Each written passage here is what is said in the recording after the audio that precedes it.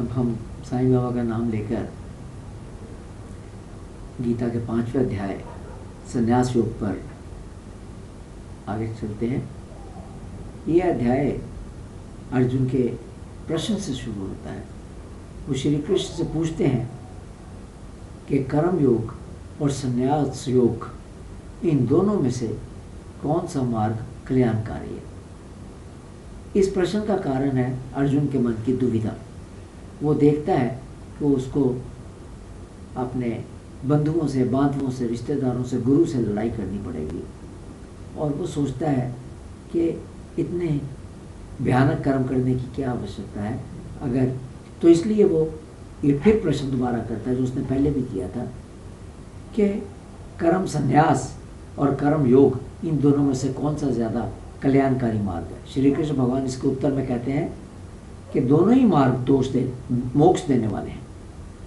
जैसे कोई व्यक्ति नदी को तैर कर पार कर सकता है और कोई नाव में बैठकर पार कर सकता है। नाव में बूढ़े और बच्चे भी बैठकर नदी पार कर सकते हैं।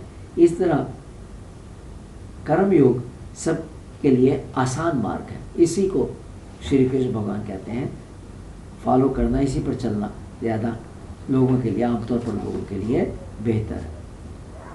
श्री ज्ञानेश्वर जी समझाते हुए कहते हैं कि जो व्यक्ति बातों को, बीती हुई बातों को याद नहीं करता, जो चीज़ उसे नहीं मिलती उसकी इच्छा नहीं करता, तथा कर्म फल की आसक्ति नहीं करता, कर्म करके को फल की इच्छा नहीं करता, जो परमात्मा में हर समय स्थित रहता है, जो ये नहीं, ऐसा नहीं सोचता कि मैं देह हूँ या देहधारी हूँ, और जिसकी बुद्धि में मैं करता हूँ ऐसा अभिमान नहीं है, मैं मेरे का विचार नहीं है,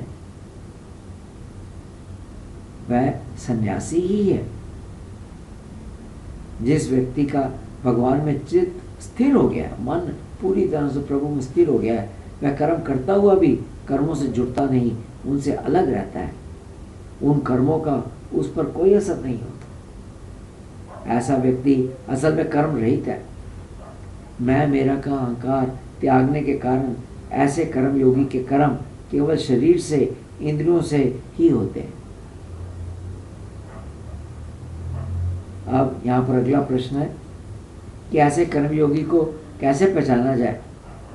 तो श्री कृष्ण भगवान कहते हैं कि सब कर्मों का, पहली बात सब कर्मों का मन से त्याग करके, दूसरी बात इंद्रियों पर पूरी तरह से नियंत्रण करके, और तीसरी बात विषय सुख की इच्छा ना रखने वाला संयमी व्यक्ति इस शरीर में आनंद से रहता है। अर्थात कर्मयोगी की पहचान है वह आनंद से रहता है, उसे ना कोई भय है, ना चिंता है, ना सुख है, ना दुख है।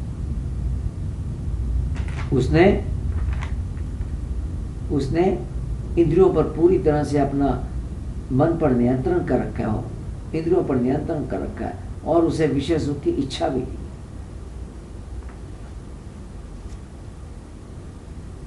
श्री ज्ञान। अब अगला प्रश्न है कि इस आनंद की अवस्था तक कर्मयोगी कैसे पहुंचता है, कैसे पहुंच सकता है।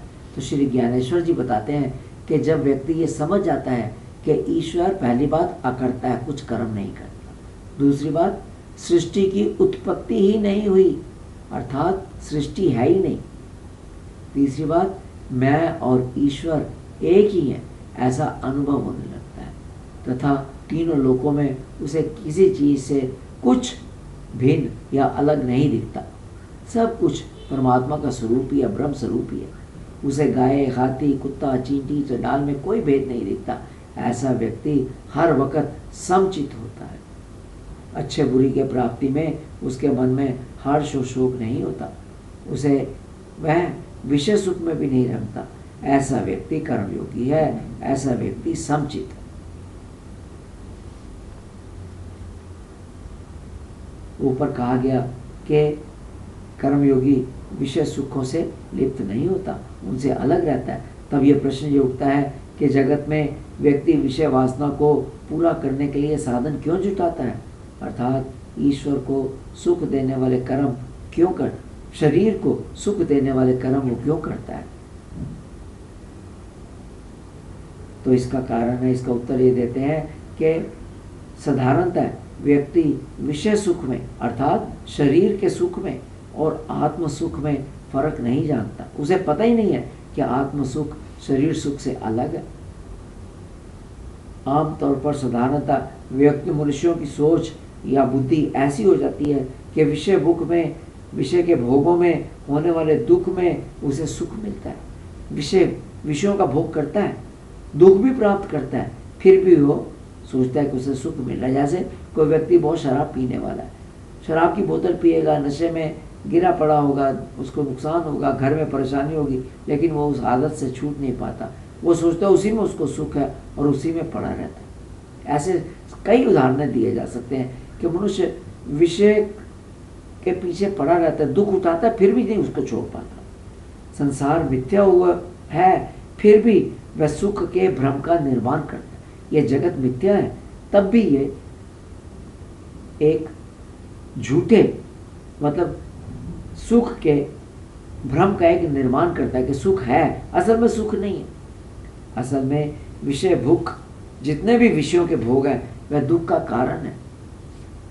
अधिक धन इकट्ठा किया जाए, अधिक औरतों के साथ रहा जाए, अधिक सामान को इकट्ठा किया जाए, ये सब चीज़ें जो है अंत में दुख देती हैं।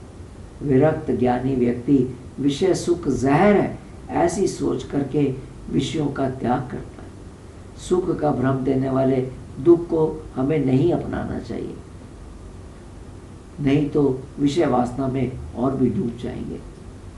मन के कारण ही हमें जगत का आभास होता है। मन के नाश होने से अहंकार का भी नाश होता है। इसलिए जो महापुरुष अपने मन पर पूरी तरह से कंट्रोल, नियंत्रण कर लेते हैं, काम, क्रोध, लोभ वगैरह विकारों का त्याग कर देते हैं तथा जो आत्म स्वरूप को जान लेते हैं, ऐसे ज्ञानी व्यक्ति को सब जगह मुक्त अवस्था ही दिखाई देती है। वह सबको अपनी तरफ मुक्ति देखता है। वह सदा ही मुक्त होता है, जीवित रहते हुए भी और मरने पर भी। तो मुक्ति जो है खाली जीवित रहते हुए नहीं है, मरने पर भी ऐसा व्यक्ति मुक्त होता है। मन के नाश होने के कारण उसकी सब तरह की इच्छाएं या वासनाएं नाश हो जाती हैं। तो क्या जरूरी है? मन को पूरी तरह से कंट्रोल किया जाए, अपने विकारों को निकाल दिया जाए और फिर प्रयत्न करते रहना चाहिए कि किस तरीके से हम आत्म स्वरूप को जाने, परमात्मा को जाने।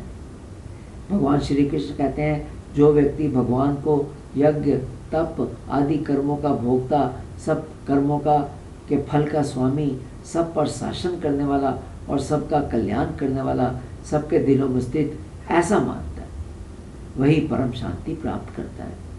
यहाँ ये कहना ज़रूरी है कि ये सब सुनने में बड़ा आसान लगता है, आसानी से इसे प्राप्त कर सकते हैं, ऐसा प्रतीत होता है, परंतु असल में ऐसी स्थिति प्राप्त करने के लिए अहंकार का नाश अति आवश्यक है।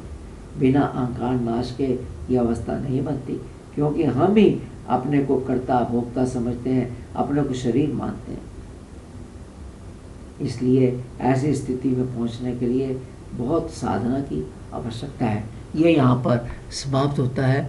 सुनने के लिए धन्यवाद।